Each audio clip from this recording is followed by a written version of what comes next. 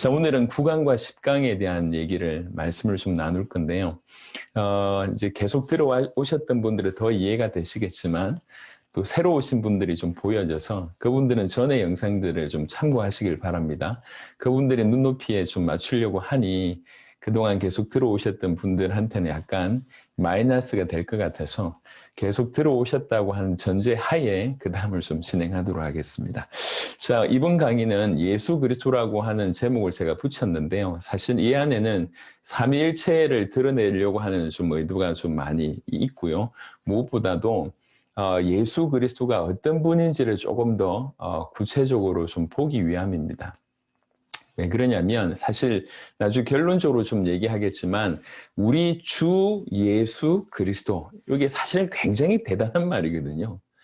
그냥 쉽게 얘기하지만 주 예수 그리스도라고 하는 그 단어 안에 포함된 게 너무 엄청난 말인데 그것들을 우리가 너무 쉽게 생각하거나 의미를 잘 모르고 놓쳐왔다는 것들을 많이 보게 됩니다.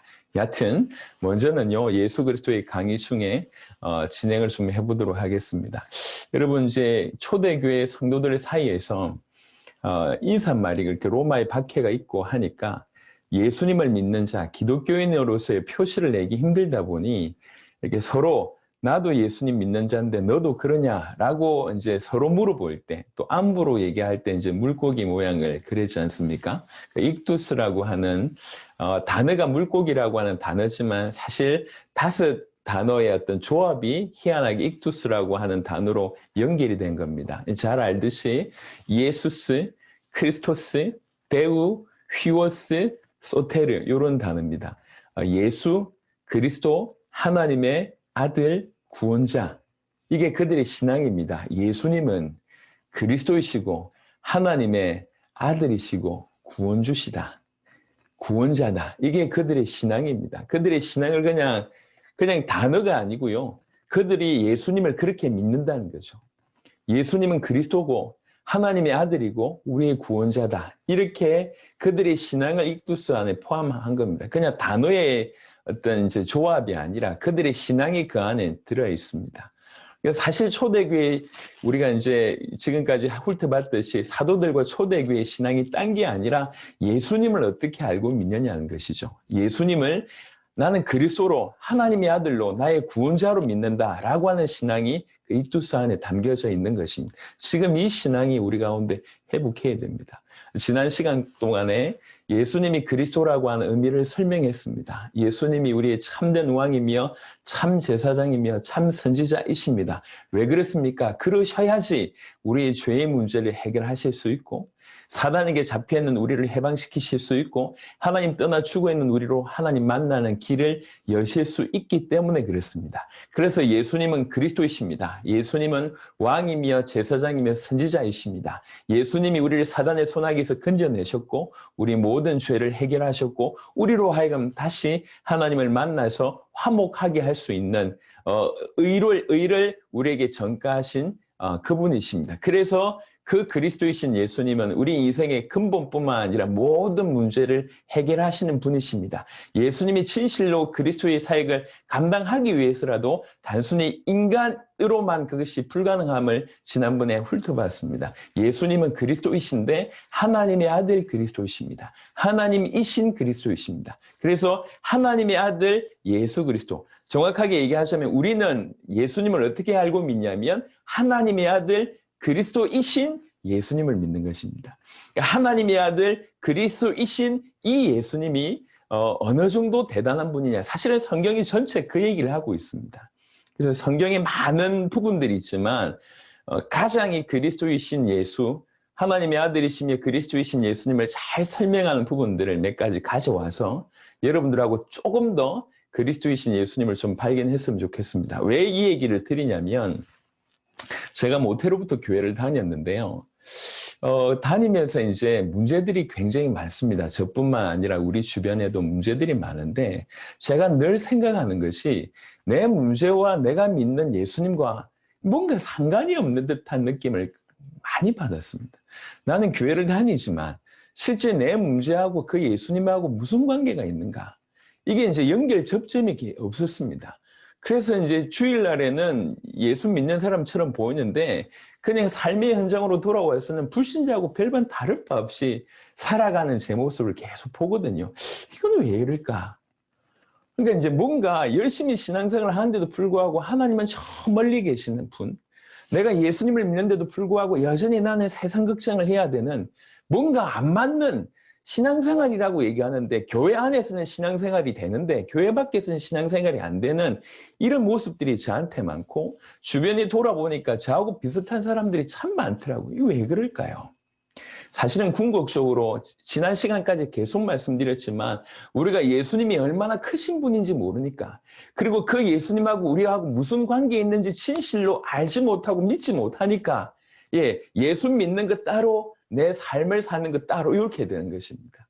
이건 어떤 의미로서는 이 신앙에 대한 배반의 행위를 하고 있는데도 모르니까요. 얼마나 그분이 큰지, 또 그분과 내가 어떤 관계에 있는지를 깊이 있게 이해하지 못하고 믿지 못하니까 삶의 많은 부분에 그분하고 상관없이 살아가게 되는 것입니다. 다른 말로 얘기하자면 그 그리스도이신 예수, 하나님의 아들이신 그 예수님이 얼마나 크신 분이며 그분과 우리가 무슨 관계가 있는지 진실로 정확하게 알고 믿게 된다고 하면 우리 모든 삶의 문제 가운데 그분과 연결될 수밖에 없고 오히려 그분으로 우리 모든 삶의 문제를 넘어설 수 있다. 이렇게 말씀드릴 수 있을 것 같습니다. 그래서 성경 전체가 사실 하나님의 아들 그리스도이신 예수님을 얘기하고 있지만 그래도 조금 더 좀 선명하게 표현한 부분들을 가져와서 예수님이 얼마나 크신 분인지 그분과 우리가 무슨 상관이 있는지 그분께서 우리에게 무슨 일을 하시는지를 좀 이 시간에 좀 보셨으면 좋겠다 싶습니다.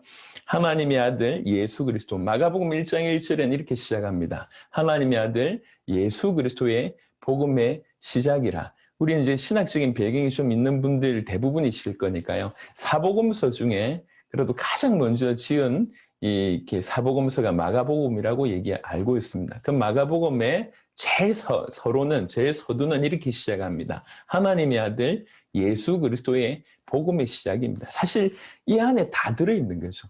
그 예수님은 하나님의 아들이고 그 예수님은 그리스도이십니다. 그것이 예수가 그리스도, 예수가 하나님의 아들, 그것이 복음입니다. 이걸 풀어내는 것이 복음서입니다. 이걸 필요는.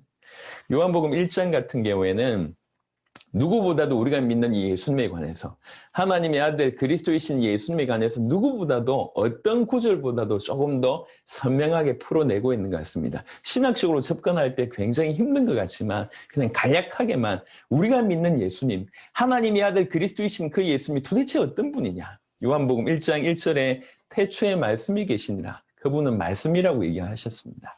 이 말씀이 하나님과 함께 계셨으니 이 말씀은 곧 하나님이시니라. 아주 이 한 구절을 통해서 이제 우리 이 말씀이신 예수님께서 이제 하나님과 다르면서 또 하나님이라고 표현했습니다. 선지하고 계시면서 삼위일체이신 그 하나님의 아들로서의 예수님을 가장 잘 표현한 것 같습니다. 하나님과 함께 계셨다는 얘기는 하나님과 별개의 분이라고 표현할 수 있고 또 그러면서 이 말씀이 하나님이라고 하셨습니다. 그러니까 삼위일체에 대한 아주 신비가 1장 1절부터 놓여져 있습니다. 그분은 말씀이십니다. 그리고 그분은 하나님이십니다. 그가 태초에 하나님과 함께 계셨고 만물이 그로 말미암아 지은 바 되었으니 그는 만물을 지은 자이십니다. 우리가 믿는 예수님이 이런 분이라는 것이죠. 지은 것이 하나도 그가 없이는 된 것이 없느니라. 그 안에 생명이 있었으니 그 그리스도 예수 안에 하나님 안에 생명이 있었다고 얘기하고 이 생명은 사람들의 빛이다. 여러분 신학적인 접근이 아니라 예수님이 누군지를 좀 설명하고 있는 거잖아요. 예수님이 이런 분 아니냐. 요는 뭐냐면 이런 예수님을 우리가 믿고 있는데 왜 여전히 지금 뭐 먹을까 뭐 마실까 뭐 입을까 걱정하고 있냐 그 얘기입니다. 예수님 우리가 믿고 있는 우리가 주인으로 섬기고 있는 예수님이 이런 어마어마한 분인데 왜 이런 분을 모셔놓고 넌 이런 걱정하고 있냐 이런 염려에 사로잡혀 있냐 안 해도 될 고민 가운데 있느냐 지금 이렇게 얘기하고 계신 겁니다. 그 안에 생명이 있었으니 이 생명은 사람들의 빛이라. 빛이 어둠에 빛이 돼 어둠이 깨닫지 못하더라. 하나님께로부터 보내심을 받은 사람이 있으니 그의 이름은 요한이라. 그가 정언하러 왔으니 곧 빛에 대하여 정언하고 모든 사람이 자기로 말미암아 믿게 하려 함이라. 그는 이 빛이 아니요 이 빛에 대하여 정언하러 온 자라. 그리고 9절에 참빛 곧 세상에 와서 각 사람에게 비추는 빛이 있으나니 그가 세상에 계셨으며 세상은 그로 말미암아 지은 바 되었으되 세상이 그를 알지 못하였고, 그냥 일반적인 설명을 쭉 하고 있습니다. 자기 땅에 오면 자기 백성 영접하지 아니하였으나 영접하는 자 곧 그 이름을 믿는 자들에게는 하나님의 자녀가 되는 권세를 주셨으니 이는 혈통으로나 육정으로나 사람의 뜻으로 나지 아니하고 오직 하나님께로부터 난 자들이니라. 말씀이 육신이 되어서, 우리가 믿는 그 예수님은 말씀이 육신이 되신 그리스도이시오 하나님의 아들이십니다. 우리 가운데 거하심에 우리가 그의 영광을 보니 아버지의 독생자의 영광이요 은혜와 진리가 충만하더라. 우리 예수님은 은혜와 진리가 충만한 분이시고 아버지의 독생자의 영광을 드러내시는 분이십니다. 그 다음 9절에 요한이 그에 대하여 정언하여 외쳐 이르되 내가 전에 말하기를 내 뒤에 오시는 이가 나보다 앞선 것은 나보다 먼저 계심이라 한 것이 이 사람을 가리킴이라 하니라. 우리가 다 그의 충만한 데서 받으니 은혜 위에 은혜르라. 율법은 모세로 말미암아 주어진 것이요 은혜와 진리는 예수 그리스도로 말미암아 온 것이라. 은혜와 진리는 예수 그리스도로 말미암아 온 것이라. 본래 하나님을 본 사람이 없으되 아버지 품속에 있는 독생하신 하나님이 나타내셨느니라. 독생하신 하나님이 하나님을 나타내셨다. 아버지를 나타내셨다. 이렇게 볼 수가 있습니다. 요한복음 1장은 사실은 굉장히 난해하고 깊이 있는 부분입니다. 그래서 이제 연구를 해 들어가기 시작을 하면 뭐 하루가 아니라 한 달이라도 1년이라도 부족할 만큼 아주 심오합니다. 하지만 그 안에 그래도 예수님을 사실 이렇게 설명하는 사도 요한의 저자의 목적 자체가 우리가 내가 지금 얘기하고자 하는 이 예수님이 누군지를 알아야 되지 않냐라고 얘기하면서 그 예수님에 관해서 얘기를 하고 있습니다. 그리스도이시며 하나님의 아들이신 예수님은 바로 이러한 분이십니다. 우리가 누굴 믿고 있냐? 이런 분을 믿고 있습니다. 우리의 구원자가 누구냐? 바로 이분입니다. 우리 그리스도가 어떤 분이냐? 이런 분이십니다. 하나님의 아들 그 그리스도이신 예수님은 바로 이분입니다. 이분을 우리는 주인으로 모시는 겁니다.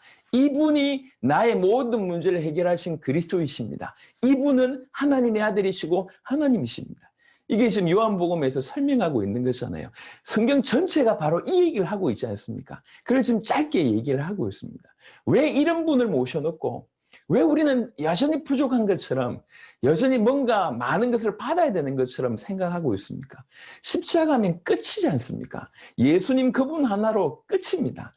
요한복음 4장 25절에 사마리아 수가성의 여인이 한 말처럼 메시아 곧 그리스도라 하는 이가 오시면 우리에게 모든 것을 알려주시리라 이렇게 얘기했습니다.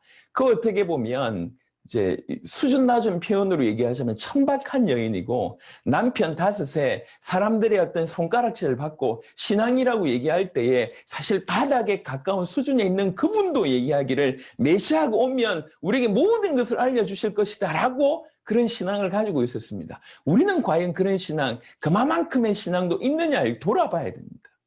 이런 분이 우리에게 메시아로 오신 겁니다. 이분이 우리의 주인으로 모신 겁니다. 이분이 나와 함께, 이분과 함께 우리는 죽고 이분과 함께 산 것입니다. 우리는 이분을 모시고 있는 것입니다. 부족함이 없습니다. 우리가 이분에게 접붙임을 당한 것입니다. 그리고 에베소 1장 3절부터 10절에도 또 하나님의 아들 그리스도이신 예수님을 잘 설명하는 모든 성경이 그렇지만 특별히 조금 더 선명하게 드러내주고 있는 부분이라고 생각합니다. 에베소 1장 3절에 찬송하리로다. 하나님 곧 우리 주 예수 그리스도의 아버지께서 그리스도 안에서 하늘에 속한 모든 신령한 복을 우리에게 주시되 곧 창세 전에 그리스도 안에서 우리를 택하사 우리로 사랑 안에서 그 앞에 거룩하고 흠이 없게 하시려고 그 기쁘신 뜻대로 우리를 예정하사. 보시면 주체가 누구냐면 아버지 하나님이십니다. 그 하나님께서 먼저는 에베소 1장 3절부터 10절에 먼저 생각해야 될 것은 주체가 하나님이신데 하나님께서 역사의 방법이 뭐냐면 그리스도를 통해서 그리스도 안에서 일하심을 보게 됩니다. 그리스도는 하나님의 역사의 방법이라고 볼 수가 있습니다. 하나님께서 그리스도를 통해서 일하십니다. 우리가 믿고 있는 우리의 주인이신 우리의 메시아이신 그 예수님은 하나님께서 역사하시는 유일무이한 통로라고 해도 과언이 아닌 그리스도를 통해서 아버지 하나님께서 역사하십니다. 우리가 믿는 예수님은 이런 분이십니다. 또 두 번째는요. 다른 각도로 본다고 할 때 처음부터 끝까지 그리스도 안에서 모든 것이 이루어집니다. 창세기 에베소 1장 3절에는 그리스도 안에서 하늘에 속한 신령한 복을 우리에게 주셨다고 얘기했고 그리스도 안에서 우리를 택했다고 얘기하고 있습니다. 에베소 1장 3절부터 10절만 하더라도 그리스도 안이라고 하는 단어가 계속 나옵니다. 5절에 그 기쁘신 뜻대로 우리를 예정하사 예수 그리스도로 말미암아 자기의 아들들이 되게 하셨으니 이는 그가 사랑하시는 자 안에서 우리에게 거저 주시는 바 그의 은혜의 영광을 찬송하게 하려는 것이라. 그냥 창세전부터 선택해놓고 하늘의 모든 신령한 복을 주는데 그것들이 아주 단계적으로 우리에게 성취되고 이루어지는데 그리스도 안에서 이 모든 것들이 이루어집니다. 7절에 우리는 그리스도 안에서 그의 은혜의 풍성함을 따라 그의 피로 말미암아 속량 곧 죄사함을 받았느니라. 이는 그가 모든 지혜와 총명을 우리에게 넘치게 하사 그 뜻의 비밀을 우리에게 알리신 것이요 그의 기뻐하심을 따라 그리스도 안에서 때가 찬 경륜을 위하여 예정하신 것이니 하늘에 있는 것이나 땅에 있는 것이 다 그리스도 안에서 통일되게 하려 하십니다. 하나님은 그리스도를 통해서 역사하시고 사실은 그리스도 안에서 모든 것들이 이루어진다고 볼 수가 있고요. 종국에는 그리스도 안에서 하늘에 있는 것이나 땅에 있는 것이 통일된다고 했습니다. 사실 이 땅에 죄가 들어온 이후에 전 만물이 지금 무질서와 혼돈 가운데 있다고 할 수가 있습니다. 모든 우주가 하늘에 있는 영적인 세력과 땅에 있는 모든 만물이 지금 현재 무질서와 혼돈 가운데 있다고 할 수 있는데 결국 그리스도 예수 안에서 이 모든 만물들이 통일되고 그 모든 만물들이 그리스도에게 복종되게 되는 일들이 벌어진다는 것이죠. 그 모든 것들이 그 모든 만물 하늘에 있는 것 땅에 있는 것 모든 만물들이 복종하고 모든 만물들이 통일되는 것이 바로 그리스도 예수 안에서 그리스도를 통해서 그런 일이 진행된다고 하는 것입니다. 우리의 주가 되신 우리의 메시아이신 하나님의 아들이신 그 예수님은 이런 분이십니다. 우리는 이런 분을 우리의 주인으로 모시는 겁니다. 이런 분이 우리의 구주가 되셨습니다. 지난 시간에도 말씀드렸지만 우리 입장에서는 예수님을 표현할 때 우리의 구원주고 우리의 문제를 해결하신 분으로 설명할 수 있습니다. 하지만 예수님은 그 정도의 분이 아니라는 거죠. 그 정도의 분이 아닙니다. 이제 우리 이 막내 얘기를 좀 해야 되겠는데 또 8살짜리 막내가요. 어느 날 갑자기 통닭이 먹고 싶다는 거예요. 통닭. 그래서 이제 늦었기도 하고 괜히 또 뭐 그거 먹고 또 뭐 하면 좀 그럴 것 같아서 이제 내일 먹자고 했습니다. 오늘은 그냥 자자고 얘기를 했거든요. 그러니까 8살짜리 애가 저보고 딱 쳐다보는 뭐 보면서 하는 말이 아빠 돈 없어? 왜 돈이 없어? 이렇게 통닭 한 마리 사줄 돈이 없냐고 막 물어보는데 갑자기 열이 확 나는 거예요. 얘가 지금 아빠를 지금 통닭 한 마리 못 사줄 아빠를 보고 있냐 이런 생각이 드니까 막 열이 확 나는 겁니다.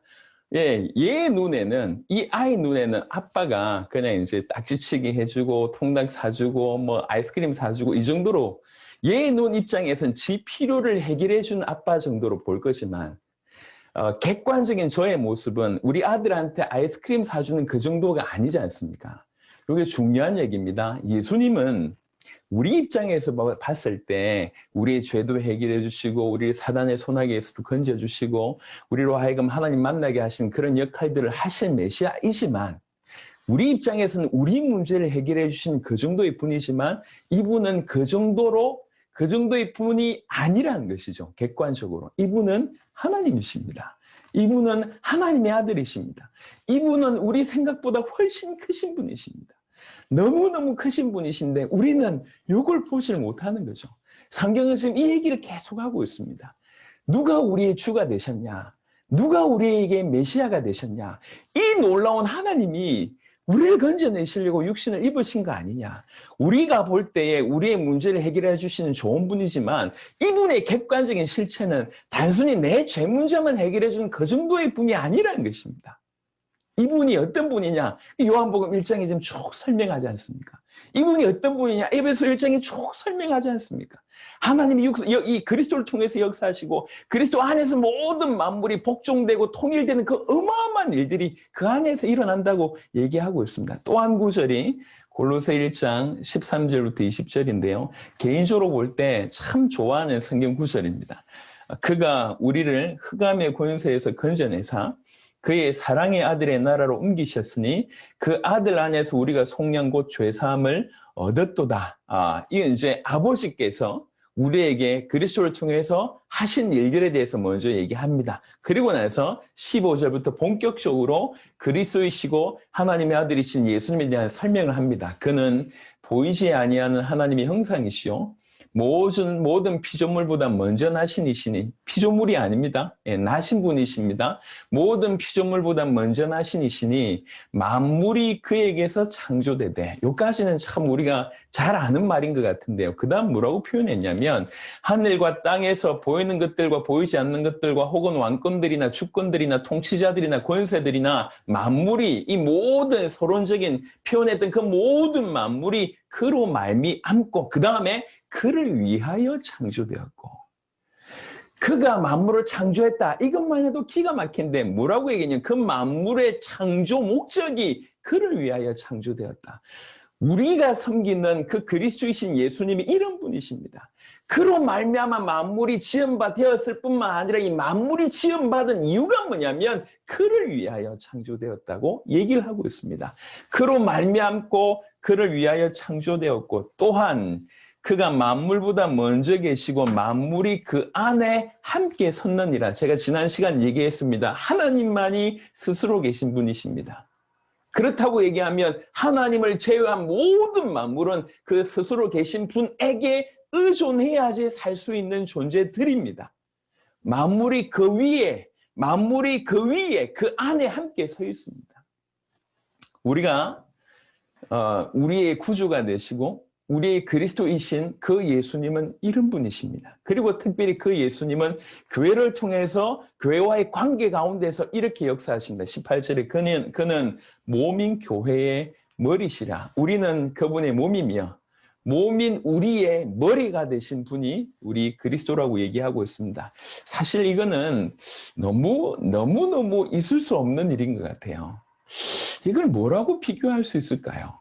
마치 좀 비교하자면 전 세계에서 가장 정치를 잘하는 미국 대통령이 저희에게 예를 들면 우리한테 와서 내가 이제 공부하는 학생인데 정치를 가르치려고 미국 대통령이 와서 나한테 정치를 가르치고, 저기 미국에서 전 세계에서 가장 돈 잘 버는 사람 빌 게이츠 같은 사람들이 와가지고 저한테 와서 경제를 가르치고 이런 꼴인 거예요. 이게 안 맞는 얘기죠. 그 높으신 분이 우리 머리가 되셨다는 얘기는 우리 입장에서는 너무나 축복이지만 사실 이게 안 맞는 얘기입니다. 레벨이 맞지 않을 뿐만 아니라 그분이 우리 머리가 되셨다는 얘기가 얼마나 그분의 낮아지심을 얘기하는지 모릅니다. 근데 우리는 그냥 그분이 머리고 나는 몸이다 이렇게만 생각하고 있지, 이런 관계가 형성됐다는 것은 조금 전에 18절 이렇게 그리스도를 설명하면서 교회와의 어떤 관계를 맺기 전까지 그분이 어떤 분인 걸 얘기했지 않습니까? 만물이 그로 말미암고 그를 위하여 창조된 그분이 우리 머리가 되셨답니다. 그만큼 낮아지셔서 우리 수준으로 맞추신 거죠. 이거는 설명할 수 없는 그런 차원인 것 같습니다. 여하튼 우리의 구주가 되신 그분은, 우리 그리스도이신 그 예수님은 이런 분이십니다. 그는 몸인 교회의 머리시라. 그가 근본이시오 죽은 자들 가운데 먼저 나신 이시니 이는 친히 만물의 으뜸이 되려 하시며 아버지께서는 모든 충만으로 예수 안에 거하게 하시고 그의 십자가의 피로 화평을 이루사 만물 곧 땅에 있는 것들이나 하늘에 있는 것들이 그로 말미암아 자기와 화목하게 되기를 기뻐하심이라. 이런 분이 우리를 위하여 십자가 지셨습니다.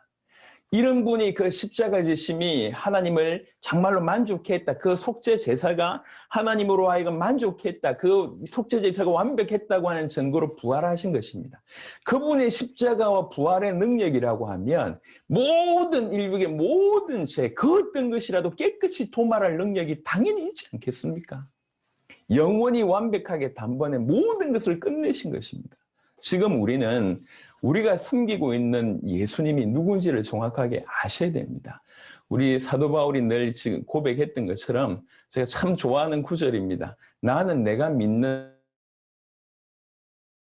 큰 그분을 내가 알기 때문에, 그리고 그분이 내가 의탁한 모든 것을 신실하게 이루실 것을 믿기 때문에 내가 이 길 간다고 바울을 그런 고백을 저희가 이렇게 알고 있지 않습니까? 지금 우리가 회복해야 될 것은 우리가 그토록 쉽게 얘기하고 쉽게 부르짖고 있는 그 예수님이 누구냐는 겁니다.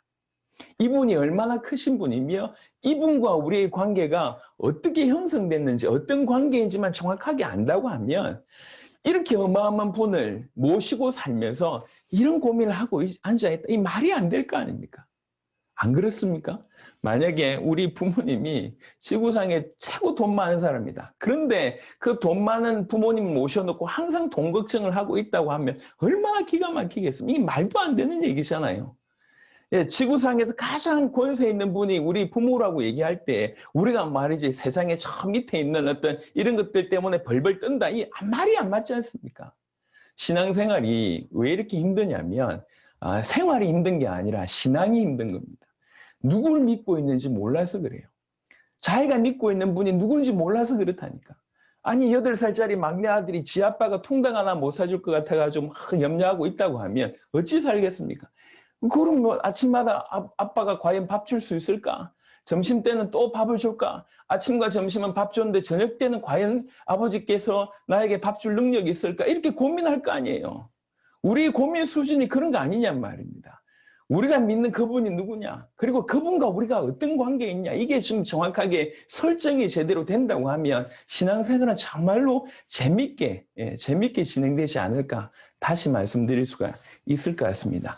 우리가 믿는 예수, 하나님의 아들 그리스도이신 예수님은 어떤 분이냐라고 얘기할 때 성경 전체가 사실 이 얘기를 하고 있지만 그래도 노골적으로 이렇게 선명하게 좀 말씀드릴 수 있는 본문들이 요한복음 1장, 에베소 1장, 골로새 1장에서 좀 뽑아서 말씀을 드렸습니다. 성경이 다 이 얘기를 하고 있지 않습니까? 특별히 이 하나님의 아들 그리스도이신 예수님이 특별히 하시는 일이 뭐냐면 아버지를 나타내십니다. 여러분 좀 이해를 좀 해주시길 바랍니다. 어떤 이해를 하셔야 되냐면 제가 이게 그냥 책상머리에 앉아서 쓴 게 아니에요. 세계 현장 가면서 계속 사역을 하면서 써졌는데 생각보다 삼위일체에 대한 부분에 거부감을 가지고 있는 다니엘 신론 부분들이 굉장히 중남미나 미국에 많았습니다. 다니엘 신론자들이 많더라고요. 근데 이분들에게 그냥 제목이 삼위일체 이러면 아예 그것 때문에 듣지를 않으세요. 이분들에게도 어떻게 삼위일체를 제대로 전달할 수 있을까를 고민하다가 삼위일체라고 하는 제목을 빼고 그냥 예수 그리스도 해놓고 예수님은 이런 분이고 그 예수님이 아버지를 드러내고 이렇게 이제 제가 좀 설명을 드린 겁니다. 배경에. 그래서 어떤 분들은 저분들은 자꾸 예수만 얘기하네. 성령 얘기 안 하네. 저분은 여호와 얘기 안 하네. 그래서 이제 저희가 중남미 갔을 때는 이렇게 뭐라고 비난 들었냐면 예수회라고 비난받았습니다. 예수회. 아니 가톨릭이 예수회는 예수 얘기 잘 안 하는데 예수회라고 비난하는 거. 예수님만 얘기하니까요. 여러분 조금 이따 말씀을 드리겠지만 예수님을 성경의 예수님을 포커스로 계속 드러낸 이유는 몇 가지 이유가 있는데 하나는 뭐냐면 아버지 하나님을 가장 선명하게 드러내시는 분이 예수님이십니다. 예수님을 통해서 우리는 아버지를 정확하게 볼 수 있습니다. 또 두 번째, 이 예수님을 우리의 입을 통해서 예수의 그리스도 되심을 정언할 수 있는 그 배경에는 뭐가 있냐면 성령의 역사가 아니면 그럴 수가 없습니다. 주의 성령의 역사가 올바른 주의 성령의 역사가 있을 때 복음을 드러내게 되어 있습니다. 쉼 없이 예수의 그리스도 되심을 말할 수 있는 그 배경에는 성령의 역사가 있기 때문에 가능한 겁니다. 그래서 표면적으로 볼 때는 그리스도 예수를 계속 드러내는 것처럼 보이지만 결국 그리스도 예수를 통해서 아버지를 드러내심이며 우리가 그리스도 예수를 선포하는 것이 그 배경에 주의 성령의 역사가 강력하게 있다는 것이죠. 삼위일체 하나님의 역사라고 하는 것입니다. 그래서 성령 얘기 안 하고 여호와 얘기 안 하고 예수님만 옳다 이 얘기가 아니에요. 그런 부분들을 이해를 좀 잘 하시면 좋겠습니다. 여튼 두 번째, 이 그리스도이신 예수께서 아버지를 드러내십니다. 아버지를 우리가 어떻게 알 수 있습니까? 물론 성경을 통해서 알 수 있습니다. 하지만 입체적으로 우리에게 오신 분이 그리스도이신 예수님이십니다. 그 그리스도이신 예수님이 아버지를 드러내십니다. 유명한 요한복음 14장 6절에 보니까 예수께서 이르시되 내가 곧 길이요 진리요 생명이니 나로 말미암 주 없고는 아버지께로 올 자가 없느니라. 우리 유명한 구절이지 않습니까? 그런데 그 다음에 보면 너희가 응? 나를 알았더라면 내 아버지도 알았으리로다. 이제부터는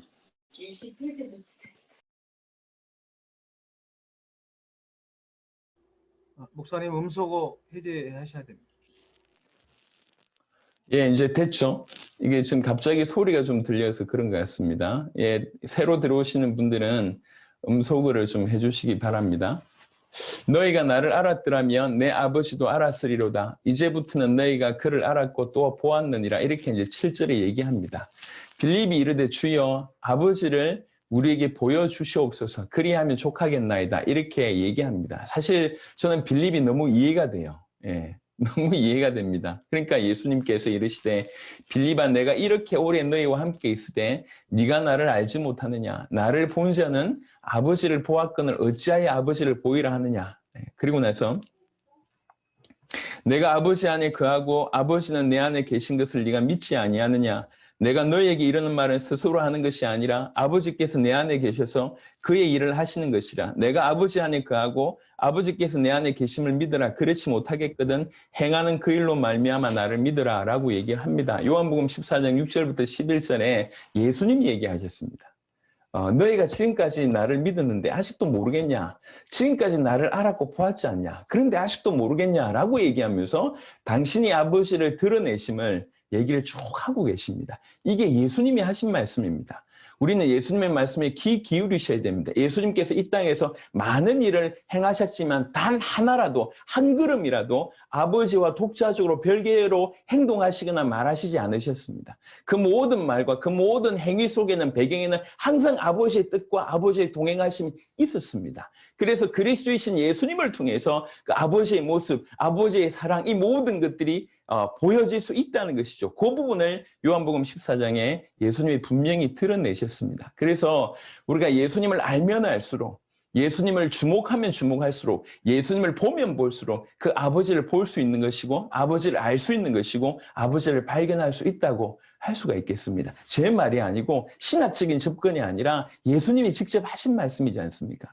그래서 어제도 제가 좀 언급을 드렸지만 우리가 어떤 하나님을 믿느냐, 예, 이건 굉장히 중요한 얘기입니다. 왜 그러냐면 하나님 믿는데라고 얘기하지만 실제 머릿속에 개념화한 부분들이 성경에 있는 하나님과 굉장히 다를 때가 많습니다.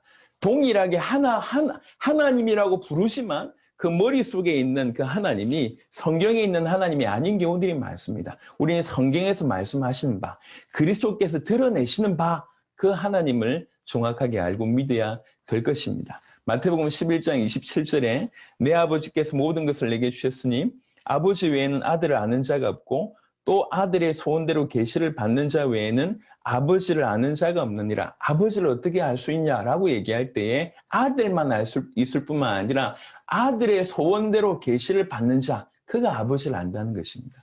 누가복음 10장 22절로 동일하게 얘기하고 있습니다. 아버지를 알 수 있는 방법은 그리스도를 통해서입니다. 요한복음 1장 18절에 본래 하나님을 본 사람이 없으되 아버지 품속에 있는 독생하신 하나님이 나타내셨느니라. 아까 우리 요한복음 1장을 훑어봤습니다. 18절에 분명히 얘기했습니다. 아무도 아버지를 본 자가 없는데 독생하신 하나님이 나타내셨느니라. 분명히 이렇게 언급하고 있습니다. 그래서 진실로 그리스도 예수를 통해서 우리는 아버지를 알 수가 있습니다. 요한복음 8장 19절에 이에 그들이 묻되 네 아버지가 어디 있느냐? 예수께서 대답하시되 너희는 나를 알지 못하고 내 아버지도 알지 못하는도다. 나를 알았더라면 내 아버지도 알았으리라. 요한복음 10장 30절에 나와 아버지는 하나이니라 하신대. 요한복음 10장 38절에 내가 행하거든 나를 믿지 아니할지라도 그 일은 믿으라. 그러면 너희가 아버지께서 내 안에 계시고 내가 아버지 안에 있음을 깨달아 알리라 하시니. 지금 이제 이론 얘기를 하는 게 아니고요. 실제 얘기를 하는 것입니다. 예수님을 통해서 우리는 하나님 아버지를 정확하게 알 수가 있습니다. 예수님이 바로 그 하나님 아버지를 드러내십니다. 이게 참 신비죠. 신비. 그리고 더 나아가서 성령은 그리스도 예수를 증언하십니다. 이게 중요한 부분인데요. 제가 이렇게 좀 말씀을 드려보겠습니다. 성경에 성령에 관한 부분들이 너무 많습니다. 물론 너무 많은데 그리고 그 은사나 그 역사 이런 부분들이 너무 많다고 생각을 합니다. 그리고 공부를 한다 할지라도 다 못할 정도로 많은 것 같아요. 성령이 주신 은사만 하더라도 수를 헤아릴 수 없을 정도로 많습니다. 하지만 성령이 구체적으로 가장 핵심적으로 무슨 일을 하는지는 우리가 명확하게 알고 있어야 됩니다. 성령이 그 수많은 다양한 역사, 다양한 은사, 다양한 열매, 다양한 어떤 일들을 행하시지만 성령이 구체적으로 가장 핵심적으로 무슨 일을 하시는지 우리는 정확하게 알고 있어야 되는데요. 제가 이제 기도하면서 이 성령에 관해서 정의할 때 가장 핵심적인 역할들을 어떻게 하시는지 정의할 때 이제 저는 뭘 주목했냐면 예수님이 성령을 뭐라고 하셨는가 여기에 주목했습니다. 예수님이 성령을 뭐라고 표현하셨을까? 예수님께서 성령을 뭐라고 언급하셨을까? 이게 가장 핵심이 아니겠는가 생각이 들었습니다. 그래서 예수님이 성령을 어떻게 언급했는지에 대한 성경 구절을 쭉 뽑아봤는데요. 아주 노골적으로 등장한 구절들이 이 구절들입니다. 요한복음 14장 26절에 보혜사 곧 아버지께서 내 이름으로 보내실 성령. 여러분 알듯이 이 보혜사라고 하는 이 부분에 첫 번째 보혜사는 예수님 당신 자신입니다. 그리고 또 다른 보혜사라고 얘기할 때 완벽하게 같으면서 다른 또 다른 보혜사를 성령으로 얘기합니다. 보혜사, 곧 아버지께서 내 이름으로 보내실 성령 이렇게 설명을 해놓고 그리고 뭐라고 얘기하냐면 그가 너희에게 모든 것을 가르치고 특히 내가 너에게 말한 모든 것을 생각나게 하리라. 모든 것을 가르치면서 동시에 내가 너희에게 말한 모든 것, 그거 생각나게 하겠다는 얘기입니다. 물론 사도들에게 하신 말씀입니다. 사도들에게는 이렇게 어떤 단적으로 얘기할 때에 사도들이 지금 정확하게 예수님께서 하신 말씀들이 기억이 나야 되고 생각이 나야지 그것을 나중에 글로 이렇게 정리하고 입으로 옮겨내서 기독교가 제대로 전 세계 구원할 수 있는 그런 부분이 확장될 거기 때문에 1차적으로는 사도들에게 이 얘기를 한 게 맞습니다.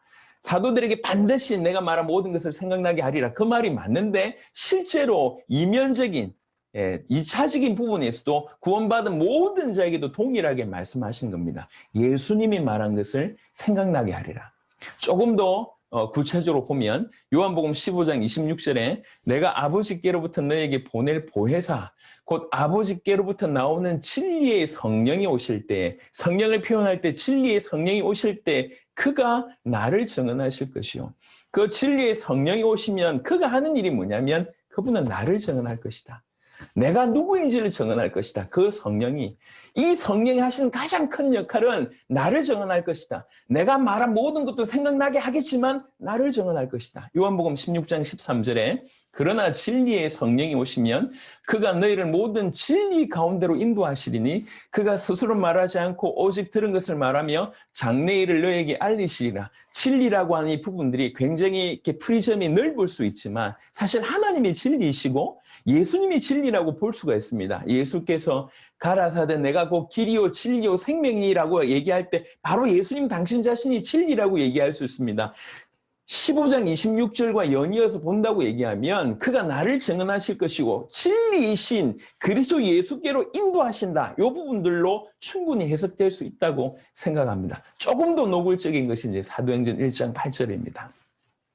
오직 성령이 너에게 임하시면 너희가 권능을 받고 예루살렘과 온 유대와 사마리아와 땅끝까지 이르러 내 증인이 되리라 하시니라. 아시겠지만 이 땅에서 이제 남기신 육신을 가진 채로 이 땅에서 남기신 마지막 말씀이라고 해도 과언이 아닙니다. 이게 바로 승천하시면서 남기신 말씀이지 않습니까? 그러면서 성령에 대해서 언급했습니다. 성령이 임하시면 권능을 받고 예루살렘과 유대와 사마리아 땅끝이라고 하는 이 모든 곳에 이르러 내 증인이 되리라. 예수의 증인이 되리라고 얘기했습니다. 자, 여기서 포커스는 뭐냐면 증인이 되리라. 증인이 되려고 하면 증거가 있어야 될 거 아닙니까? 예수님이 하나님의 아들 그리스도라고 하는 증거가 있어야 될 거 아닙니까? 그런 증거로서의 권능을 허락하시는 것입니다. 우리는 오늘 어떤 것을 보게 되냐면 성령이 임한 목적을 놓친 것을 많이 보게 됩니다. 오늘날 수많은 성령 운동은 땅끝까지 이르러 내 증인, 예수의 증인이라고 한 이 부분을 잃어버렸습니다. 방향을 잃어버렸습니다. 어디에 초점을 두냐면 권능을 받고에 초점을 둡니다. 그래서 세계의 성령 운동이라고 하는 곳, 그다음에 성령의 다양한 역사라고 하는 곳에 보면 분명히 기적도 일어나고 역사도 일어나고 치유도 일어나고 뭐 많은 것들이 일어나는데 결과가 그렇게 복음적이지 못합니다. 그리고 그게 과연 성령의 역사인지도 구분이 안 됩니다. 뭐 한때 뭐 드레스 디아스부터 시작해서 우리나라에도 뭔가 많이 왔지 않습니까? 어떤 경우에는 계속 울게 하는, 회개하고 울게 하는 성령 운동으로 갔다가 어떤 경우에는 그냥 뭐 강사부터 시작해서 그냥 웃어요. 웃고 뭐 난리도 아니고, 또 어떤 곳은 또 이빨이 금이빨이 된다네요. 이빨이 금이빨 되는 집회부터 시작해서 오만 성령 운동이 전 세계 강타합니다. 근데 성령 운동이 어디에서 출발했는지 보면 천주교에서 출발합니다. 희한하게요. 이 복음적이지 않습니다. 그래서 능력이 나타날 때 너무 좋은 것 같아요. 너무 좋은 것 같은데 완전히 다릅니다. 지금도 영상 같은 데 보면 유행하는 걸 보면 이 쓰러트리는 거 있지 않습니까? 저 집회하고 있는데 팍 하면 저쪽에 사람들이 팍 쓰러지고 확 하면 이쪽에 사람들이 쓱 쓰러지고 난리도 아닙니다. 그걸 보니까 불신자들이 말도 안 된다면서 웃긴다면서 그걸 보는 거예요. 또 어떤 목사님 와가지고 보니까 이제 손에 장풍 나가는 거를 넘어서서 이제 옷을 들고 양복을 딱 들고 막 돌리면서 쫙 하니까 저가 쫙 쓰러지고 쫙 하니까 저가 쭉 쓰러지고 뭐 하는 겁니까 이게? 이게 과연 성령의 운동이 맞습니까? 성령의 역사라고 생각하십니까? 그리 쓰러져야 됩니까? 제가 중남미에 갔는데 예배를 가만히 드리고 있는데 뭔가 이제 이렇게 좀 찌릿찌릿한 이런 분위기를 막 연출을 해요. 교회 직원으로 보이는 옷을 입은 사람들이 이래 다니는 거예요. 이래 다니다가 눈물을 흘린 사람이 있으면 휴지를 줘요. 거기까지 제가 이해를 했습니다. 건장한 남자들이 다니더라고요. 쭉 다니다가요. 이렇게 약간 눈알이 뒤집어지고 곧 쓰러지겠다라고 보이는 사람들이 있으면 뒤에 가서 딱 기다리고 있는 겁니다. 넘어질까 봐. 그럼 넘어지면 잡아주고. 그리고 또 가가지고 넘어지면 잡아주고. 성령의 역사입니까? 입신입니까?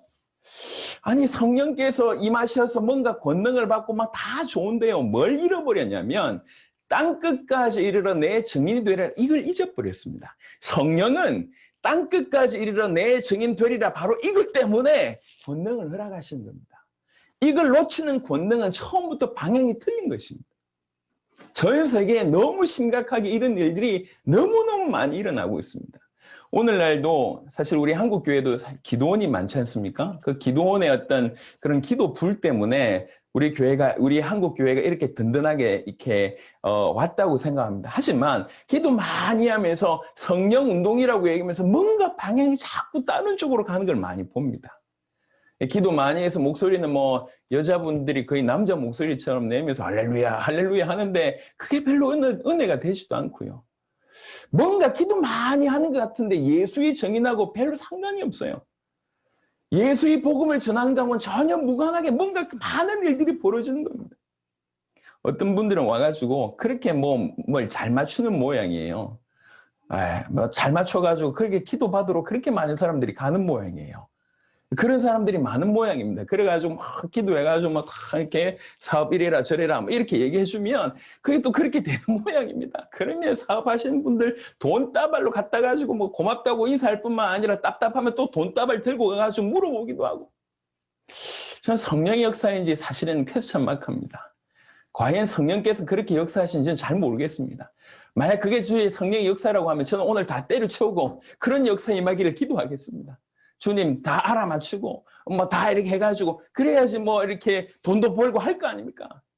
과연 그게 성령의 역사가 맞을까요? 100% 비난하는 게 아닙니다. 뭔가 지금 방향을 잃어버린 거 아닌가? 그렇게 기도 많이 하고 성령 역사로 얘기하면서 뭔가 잃어버린 거 아닌가? 여러분 사도행전에 보시면요. 사도행전에 보시면 성령이 임하실 때 장면이 몇 장면이 쫙쫙 나옵니다. 한 번도 예외 없습니다. 성령 임할 때마다 예외 없이 예수의 그리스도 되심을 증언하십니다. 사도행전 2장에 주의 성령이 임하실 때 베드로가 일어나서 복음을 전합니다. 사도행전 4장에 성령 충만한 사도 바울이 사도 베드로가 천하 인간의 구원 얻을 만한 다른 이름을 주신 일이 없음이니라. 사도행전에 성령 역사할 때마다 예외 없이 누구든지 예수의 그리스도 되심을 증언하는 쪽으로 결론 났습니다. 이거 아니면 온전히 성령 임했다고 얘기할 수가 없습니다.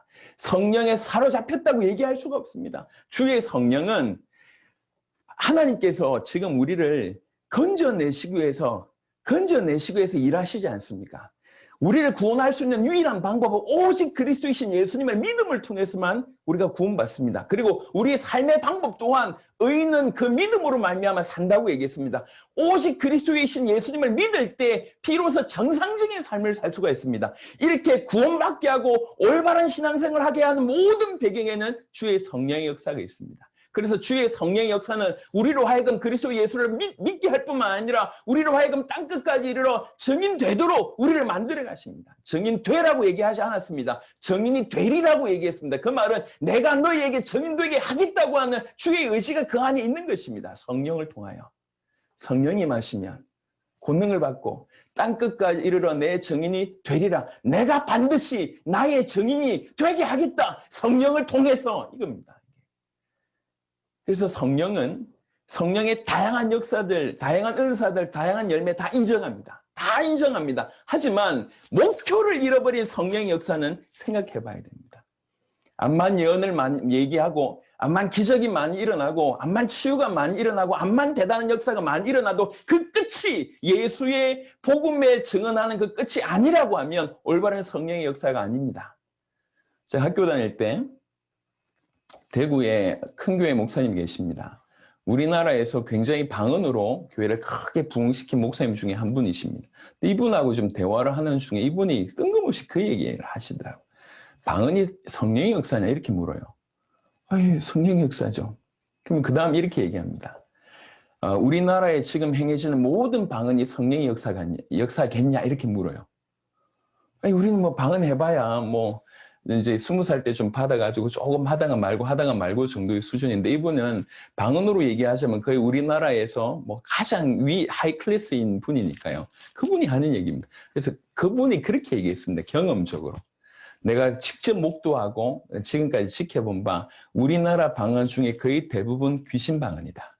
라고 얘기하면서 방언 받을 때 현상부터 몇 가지를 쭉 얘기를 해주시더라. 그러면서 이런 얘기를 합니다. 귀신이 방언 못하겠냐? 귀신이 방언밖에 못하겠냐? 이렇게 얘기를 하는 거예요. 그래서 우리 지금 방언 자체를 지금 부인하는 게 아닙니다. 분명히 이 땅에 이 시간에 방언으로 우리 주님이 성령께서 역사하실 수 있다고 저는 믿습니다. 하지만 방언이 다 성령의 역사이냐? 이건 다른 얘기잖아요. 지금 이 시간에도 주의 성령이 역사하시면 우리 가운데 예언의 은혜 주실 수 있다고 저는 생각합니다. 하지만 모든 예언이 성령의 역사냐? 이건 다른 얘기지 않습니까? 주의 성령이 임하시면 우리가 방언도 할 수 있고 주의 성령이 임하시면 진짜로 임하신다고 하면 예언도 할 수 있고 주의 성령이 임하시면 이것도 할 수 있고 저것도 할 수 있다고 생각합니다. 물론 예언이 지금도 진행 중이냐 아니면 끊어졌냐 이런 것 때문에 신학적인 논쟁이 있을 수 있다고 생각합니다. 하지만 신학적인 논쟁 빼고요. 성령이 임하고 성령이 역사하신다고 하면 오늘날도 성령께서 우리로 하여금 방언하게 할 수 있고 예언하게 할 수 있게 하실 수 있지 않습니까? 그분 능력이 있으시니까. 하지만 성령이 그렇게 하실 수 있는 거 하고 내가 방언하는 것이 다 성령의 역사고 내가 예언하는 것이 다 성령의 역사다. 이건 다른 얘기입니다. 그렇잖아요. 무조건 예언하고 무조건 방언하고 이게 중요하지 않습니다. 내가 혹시 병 고치는 능력이 있다 할지라도 내 병 고치는 능력이 과연 성령의 역사냐? 다를 수 있습니다. 귀신도 우리로 하여금 병 고치게 할 수 있지 않습니까? 주의 성령은 임하시면 권능을 받고 그리고 땅끝까지 이르러 내 증인이 되리라. 이게 예수님이 하신 말씀입니다. 요한복음 14장, 15장, 16장 예수님이 성령을 이렇게 얘기했습니다. 그가 오시면 나를 증언하실 것이다. 그가 오시면 진리 가운데로 인도하실 것이다.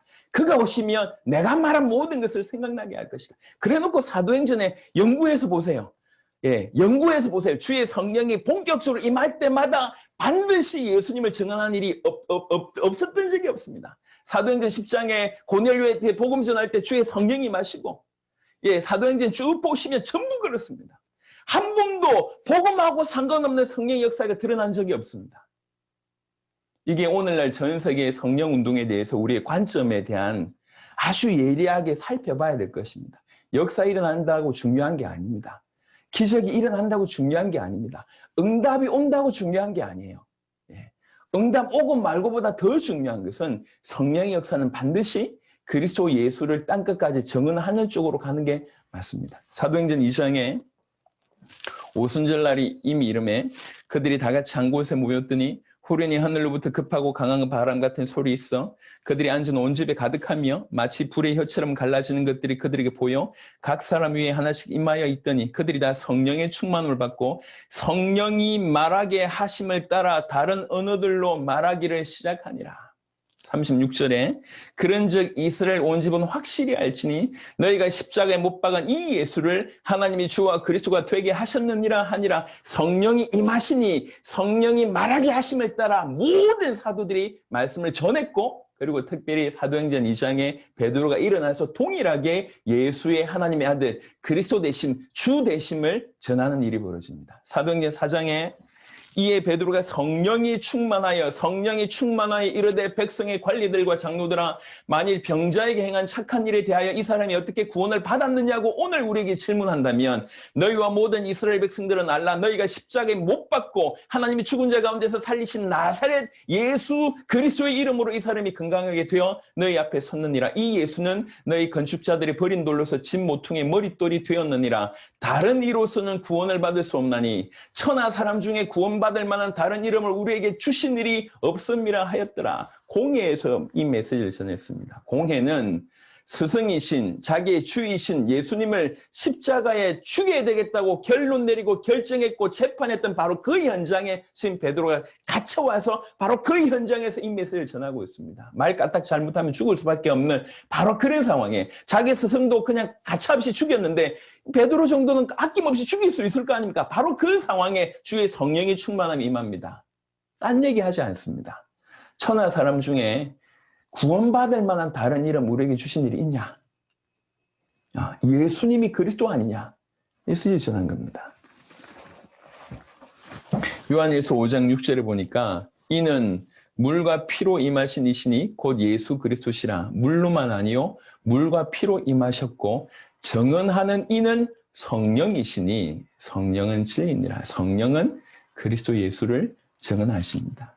그래서 지금도 가장 성령의 역사가 정상적이고 건강하게 일어난다고 하면 그 성령이 충만한 자는 반드시 그리스도이신 예수님을 얘기할 수밖에 없습니다. 그게 가장 건강하고 건전한 성령의 역사라고 볼 수 있습니다. 그래서 한때는 우리나라에서도 이렇게 큰 목회자가 되려면 폐병이 있다가 나으신 분들 그리고 기적 일으키신 분 이런 분들 때문에 막 교회가 많이 모여들었지 않습니까? 치유의 역사가 있어야 되고 처음에는 치유 역사 있었으면 좋겠다. 그리고 나도 이 장풍 있었으면 좋겠다. 우욱 썰어지고 그런데 시간이 지나면 지날수록 이게 중요한 게 아니지 않냐. 내 손에서 장풍이 나간들 불이 나간들 뭐가 중요합니까? 나를 통해서 사람이 치유받으면 좋겠죠. 근데 치유의 능력이 내가 있든 없든 그게 뭐가 중요합니까? 결국 중요한 건 나를 통해서 사람이 살아나야 되는 것인데 나를 통해서 생명의 역사가 일어나야 될 것인데 진정한 성령의 역사는 나를 내 입을 통해서 바른 복음이 전해지는 게 가장 올바르지 않겠냐는 겁니다. 우리가 복음을 정확하게 알고 복음을 제대로 믿고 복음을 증언하는 것 이상으로 강력한 성령의 역사는 없습니다. 올바른 성령의 역사는 눈알이 뒤집어지는 게 아니에요. 쓰러져가지고 몸 떨면서 잠시 하늘나라 갔다 오는 게 아닙니다. 진짜 성령의 역사는 온전히 하나님 말씀에 사로잡혀서 내 입을 통해서 예수님을 전하게 되는 것입니다. 예수님을 정언하게 되는 것입니다. 그게 참다운 성령의 역사라고 할 수 있습니다. 그래서 지금 성령운동 한다고 하면서 이렇게 한때는 부흥했는데요. 지금 성령운동의 결과들이 너무 안 좋으니까 이게 이제 조금 기피하는 것 같습니다. 제가 볼 땐 잘하시는 것 같습니다. 하지 말란 얘기가 아니고 성령운동의 방향성을 회복시켜 줘야 된다는 것이죠. 왜해서 이거 하기 위해서 권능 하나님 주실 수 있지 않습니까? 중요한 건 이걸 하기 위해서. 목표를 잃어버렸는데 이게 오히려 도움이 안 될 거 아닙니까? 역사가 많이 일어나면 많이 일어날수록. 역사가 많이 일어나고 치유가 많이 일어나는데 예수님이 전해지지 않는다. 왜 역사하시겠니? 오히려 그것이 복음에 방해되는 일로 연결될 수 있지 않겠습니까?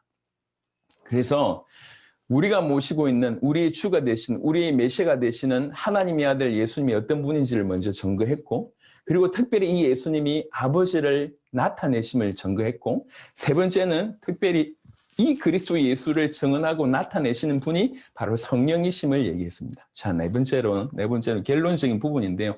우리는 이런 그리스도이신 예수, 하나님의 아들이신 그 예수님을 나의 주인으로 모시는 겁니다. 이게 무슨 차이가 있냐면 하나님의 아들 그리스도이신 예수님은 객관적인 사실입니다. 존재론적인 설명입니다. 사역적인 설명입니다. 우리가 믿든지 안 믿든지 변함없는 거예요. 이분이 하나님의 아들이신 것과 이분이 그리스도이신 것은 내가 인정하든지 말았든지 상관없습니다. 이건 객관적인 사실입니다. 존재론적인 사실입니다. 중요한 건 뭐냐면 이 하나님의 아들 그리스도이신 예수님이 나하고 무슨 관계가 있냐는 거죠. 이 하나님의 아들 그리스도이신 예수님이 나의 주인이 될 때 참다운 구원의 역사가 우리 가운데 있다는 것입니다. 로마서 10장을 한번 보겠습니다. 프린트물은 없습니다. 여러분 잘 아는 구절이시니까요. 로마서 10장 9절입니다. 로마서 10장 9절 네가 만일 네 입으로 예수를 어떤 예수입니까? 하나님의 아들 그리스도이신 그 예수를 주로 시인하며 또 하나님께서 그를 죽은 자 가운데서 살리신 것을 네 마음에 믿으면 구원을 받으리라 이렇게 되어 있습니다. 제가요 중남미에 가서 복음을 쭉 전하는데 전부 이 구절을 갖다 댑니다. 나는 예수님을 주인으로 모셨으니까 구원받았다고 얘기를 했습니다. 예, 그거 인정합니다. 그리고 나서 제가 대물었어요. 그런데 안타까운 노릇이 있습니다. 당신이 주인으로 섬기고 있는 그 예수가 누구냐? 그 예수님 도대체 어떤 분이냐? 우리는 오랫도록 예수님을 주인으로 모신다고 해놓고 정작 이 예수님이 어떤 분인지를 우리가 잃어버렸다. 요즘에 연예인 중에요. 결혼을 했는데 결혼하고 나서 신랑의 실체를 알게 된 거죠. 완전 사기꾼인 거죠. 그래가지고 결혼 완전 폭삭 망한 그런 연예인들이 몇 명 있습니다. 그러니까 뭐 허우대 멀쩡하고 뭐 돈 좀 있는 것 같아서 결혼해봤는데 막상 결혼해보니 이게 사기꾼이라. 그냥 멀쩡해서 결혼했는데 완전 결혼 한 번으로 완전 망해버렸습니다. 이 얘기입니다. 나는 예수님을 주인으로 믿습니다. 주인으로 모셨습니다. 좋습니다. 제가 하는 말이 좋습니다. 그런데 당신이 주인으로 믿고 있는 그 예수 누구냔 말입니다. 당신이 주인으로 모시고 있는 그 예수 누굽니까? 얘기했지 않습니까? 방장수도 예수가 있습니다. 축구선수도 예수가 있습니다. 예, 가수도 예수가 있습니다. 예수라고 이름하는 사람들이 제가 아는 사람만 해도 수십 명이에요. 수십 명. 당신이 믿고 있는 그 예수, 당신이 주인으로 모시고 있는 그 예수가 누구냐는 겁니다. 이 차이입니다. 우리가 주인으로 모신다고 하는 것은 제가 지난번에도 말씀드렸지만 주인으로 모신다는 것은 간단한 얘기가 아닙니다. 제가 자주 얘기를 좀 이렇게 실감나게 얘기를 하는 요 비유를 드니까 이해를 좀 하실 건데 우리 한국에 오시면 여러분 일산에 11주 1억 하는 오리집이 있습니다. 아시는 분 아실 건데요. 예, 오리집이 있습니다. 제가 이제 상호 얘기하면 뭐 이렇게 광고될 것 같아서 얘기를 못 하겠고 11주를 1억 한답니다. 그러니까 한 달에 10억을 번다는 얘기죠. 가보니까 한 달에 10억 벌만 해요. 건물이 어마어마합니다. 지금 코로나 때문에 좀 힘들긴 하겠지만 여하튼 보니까요 건물이요. 아시아에서 가장 큰 오리집이라고 하니까요. 어마어마합니다. 건물 여러 채에 주차가 수백 대 할 수 있고요. 제가 손님 가끔씩 그쪽에 모셔가는데 가시는 분들마다 너무너무 좋아하십니다. 그 주인이 손님들 왔을 때 어떤 마음으로 환영합니까? 그냥 기쁜 마음이에요. 웰컴. 환영합니다. 어서 오세요. 어서 오세요. 이렇게 환영합니다. 손님 맞을 때 마음입니다. 예수님 내 마음에 들어오세요. 웰컴 웰컴. 그럼 손님 오실 때 주인은 뭐냐면 그 주인인데 새 주인이 오는 거예요. 새 주인이. 저 문을 열고 이 전체 11조 1억 하는데 내가 주인을 내려놔야 돼. 새로운 사람이 한 달에 10억씩 붙는데 그걸 내려놓고 새로운 주인을 모실 뿐만 아니라 그것도 억지로가 아니라 기쁜 마음으로 그분을 주인으로 모셔놓고 나는 그분 밑에 종업인이 되는 거예요. 이게 주인으로 모신다고 하는 의미입니다. 간단한 얘기가 아니에요. 그런데 이렇게 하는데 지가 주인으로 모신 그 예수를 모르면서 과연 주인으로 모실 수 있을까요? 여러분 결혼 아무나 합니까? 아무나 하고 결혼합니까? 나름 결혼하기 위해서라도 그 남편과 아내 되는 사람들을 잘 살펴보고 왜 한 번 결혼하면 다시 바꾸기 힘드니까 얼마나 고민하면서 해가지고 결혼합니까? 하물며 결혼이나 하물며 취업이나 대학을 공부한다거나 아니면 어디를 간다고 할 때도 알아보고 할 거 아닙니까? 자기 인생의 주인으로 모신다고 해놓고 자기 인생의 주인으로 모시는 그 예수님이 어떤 분인지도 모르면서도 주인으로 모신다. 있을 수 있습니까? 로마서 10장의 배경은 로마의 배경입니다. 그때는 주라고 하는 단어는 황제에게만 씁니다. 왜 기독교인이 그렇게 핍박을 받았냐면 황제에게 쓸 주의 칭호를 예수님에게 쓰니까. 그런 상황에 예수님을 주라고 고백하는 겁니다. 네가 그런 상황에도 예수님을 주라고 고백한 거 보니까 너 진짜 믿는 것이다. 그러니까 넌 참된 구원받은 것이다. 지금 이렇게 얘기하고 있습니다. 우리는 너무나 쉽게 예수님을 주라고 얘기하시면, 여러분 우리가 주 예수 얘기하지만 얼만큼 하루에 얼만큼 우리가 예수님을 주인으로 인정합니까? 얼만큼 질문합니까? 주인님, 제가 이거 할까요? 여러분이 만약에 이 대기 이렇게 큰 목사님을 모시는 운전수라고 한번 생각을 해보세요. 운전수라고 생각해 보세요. 막 고속도로 가고 있는데 네, 오늘 설렁탕이 땡기네. 이래서 설렁탕 먹으러 갑시다. 라고 얘기할 수 있습니까? 이 운전수가?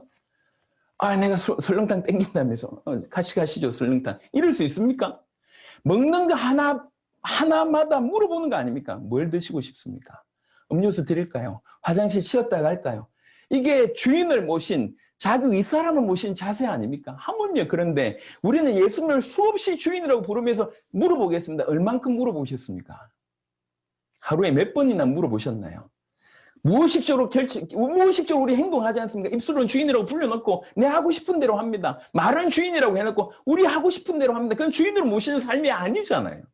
뭔가 우리 말과 우리의 삶이 너무 다른 것 같아요. 뭔가 너무 달라요.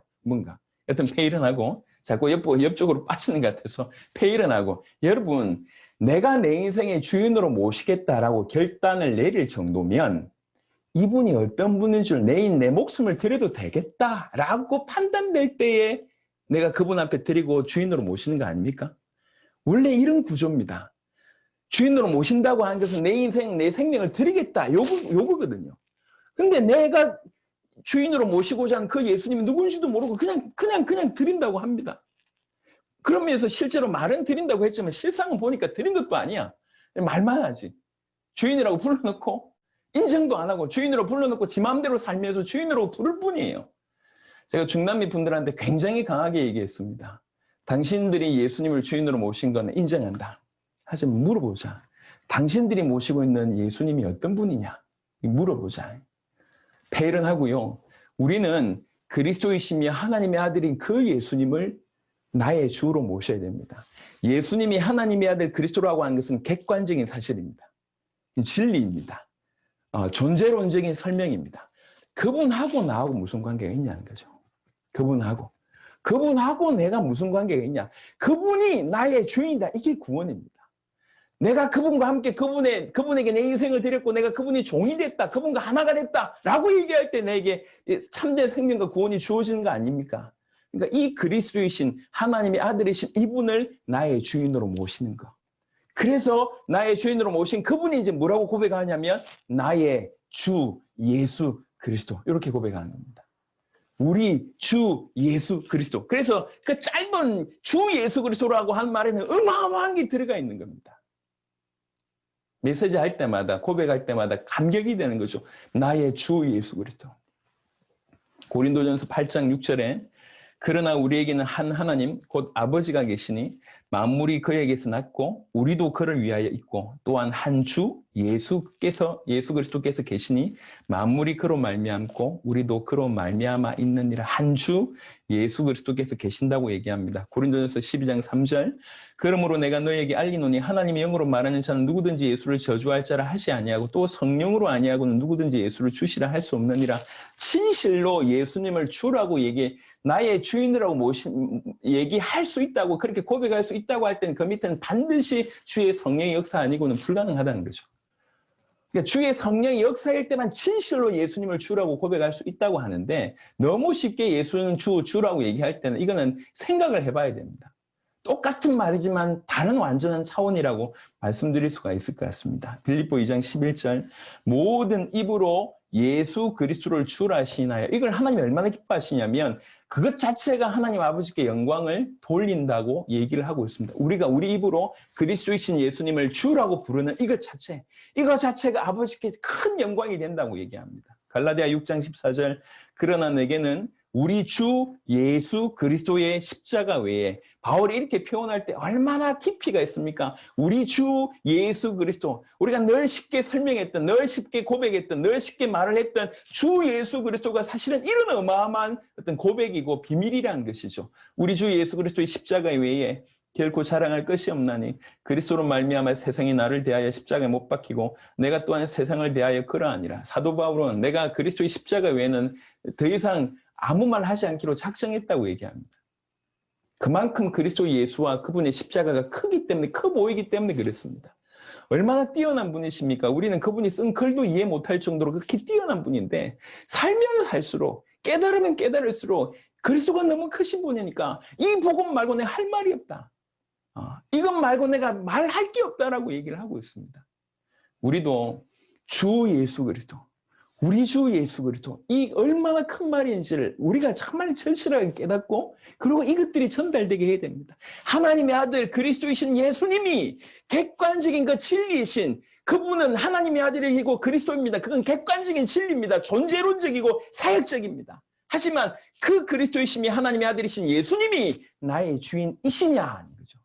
그 예수님을 나의 주인으로 모실 때 비로소 우리는 그분과 하나 되는 참된 생명 가운데, 구원 가운데 있는 것입니다. 만약에 우리 주인으로 모시고 우리 생명을 그분에게 드리는데 그 나의 주인을 내가 모르고 내가 과연 그럴 수 있냐? 제가 볼 땐 그건 불가능하다고 생각합니다. 예, 제가 볼 땐 그건 불가능해요. 사람 한번 3번 보고 결혼하는 거하고 비슷한 겁니다. 혹시 그런 기적을 일으키신 가정이 있는지 모르겠지만 사람 보고 한 5분 만에 결혼하겠다, 이런 수준하고 똑같습니다. 어떻게 내 생명을 드리는데 예수님이 어떤 분인지 모르는데 내 생명을 드릴 수 있냔 말이에요. 그리고 내 생명을 드렸다고 하면서 이토록 예수님하고 무관하게 살 수 있습니까? 둘 다 거짓말입니다.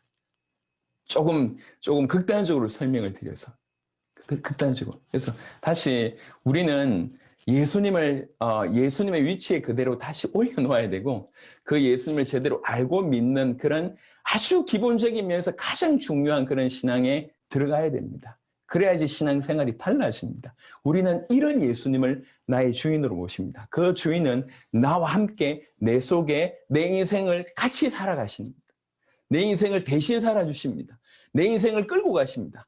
그분이 나의 주인이시고 그 주인을 따라서 우리가 간다고 할 때 우리 앞에 놓여있는 수많은 문제가 분명하게 많겠지만 그것들이 아무런 문제가 안 된다는 겁니다. 돈 없어도 괜찮고 병이 있어도 괜찮고 문제가 많아도, 사건이 많아도, 환경이 어려워도 상관이 없습니다. 그가 나의 주인이시면. 그래서 구강은 예수 그리스도가 어떤 분이신지에 대해서 조금 더 포괄적으로 설명을 드렸습니다.